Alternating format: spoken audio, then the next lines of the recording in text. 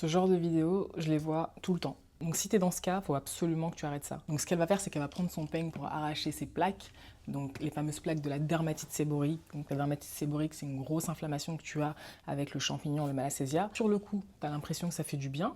Ça les enlève aussi peut-être visuellement, mais elle peut littéralement créer de la chute de cheveux. Et très souvent aussi, peut-être ça va venir soulager tes démangeaisons. Ces plaques-là, c'est ta peau qui essaie de se protéger d'une inflammation. Et quand tu les arraches, tu rentres dans un cercle vicieux. Parce que derrière, ça crée encore plus d'inflammation et encore plus de sébum qui remonte à la surface parce qu'il se dit qu'il y a quelque chose qui ne va pas. Le problème, finalement, c'est que tu es dans un truc qui ne s'arrête pas.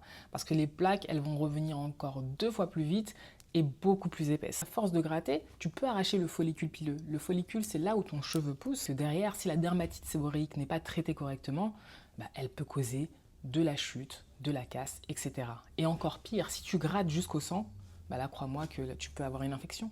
Donc la vraie solution, c'est déjà de confirmer si c'est bien une dermatite séborique. Si c'est le cas, on traite. Et si ça continue, ça mérite vraiment d'être creusé. Si tu es professionnel et que tu as envie de comprendre tous ces mécanismes, identifier les anomalies capillaires, etc., pas seulement avec une caméra, mais surtout comprendre comment faire un vrai diagnostic, je t'invite à remplir le formulaire dans le lien de ma biographie. Et si tu as envie d'une consultation, parce que tu es dans cette problématique depuis plusieurs années, je t'invite également à prendre ta consultation dans le lien de ma biographie. Je te dis à tout de suite.